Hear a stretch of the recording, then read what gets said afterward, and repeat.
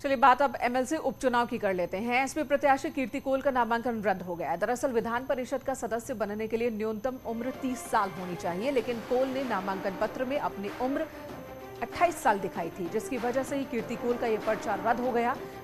BJP प्रत्याशी का अब विरोध जीतना तय है। बीजेपी की ओर से 2 प्रत्याशियों ने नॉमिनेशन फाइल किया था, जबकि समाजवादी पार्टी की ओर से कीर्ति कोल ने नॉमिनेशन फाइल किया था, लेकिन उनका पर्चा अब खारिज हो गया। ऐसे में बीजेपी के दोनों उम्मीदवार एमएलसी चुनाव जीत जाएंगे।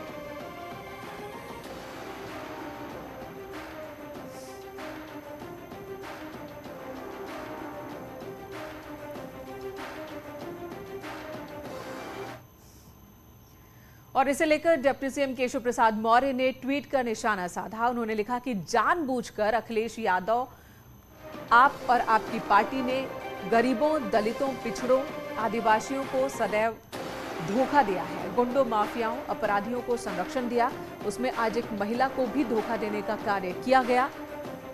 तो जानबूझकर कीर्ति कोल को उम्मीदवार बनाया गया। हालांकि बीजेपी की ओर से यह आरोप पहले से ही लगाया जा रहा है कि कीर्ति कोल को आगे कर उनके साथ समाजवादी पार्टी मजाक ही कर रही है, क्योंकि उनका जीतना तय नहीं।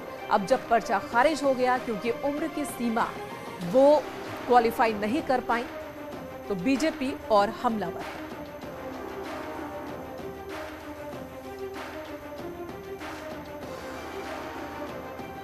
समाजवादी पार्टी ने माफियाओं को संरक्षण दिया। इसी के साथ केशव प्रसाद मौर्य ने यह आरोप भी लगा दिया और उन्होंने ये भी लिखा है कि जानबूझकर गरीबों की अनदेखी करते हैं आप, और इस बार एक महिला जो कि दलित हैं उनके साथ भी मजाक, उन्हें भी धोखा देने का काम हुआ है।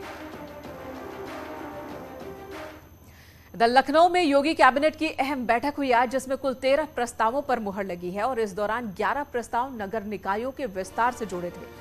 योगी कैबिनेट की बैठक में वाराणसी नगर निगम की सीमा के विस्तार को लेकर एक प्रस्ताव रखा गया, जो चर्चा के बाद पास हो गया। साथ ही अयोध्या में श्री राम जन्मभूमि परिसर तक कनेक्टिंग मार्ग के निर्माण के प्रस्ताव पर भी कैबिनेट ने मुहर लगाई। अयोध्या में शहादतगंज, नया घाट और हनुमानगढ़ी को जोड़ने वाली सड़कों का चौड़ीकरण करने के लिए 700 करोड़ रुपए का प्रस्ताव पास हुआ है।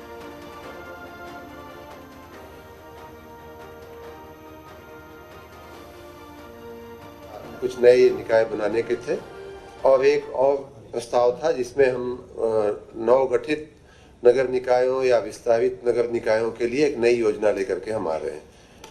फतेहपुर की खागा, शाहजहांपुर जिले की निगोही और सोनभद्र जिले की सोनभद्र नगर पंचायत का विस्तार हुआ है। उसी प्रकार शाहजहां जिले की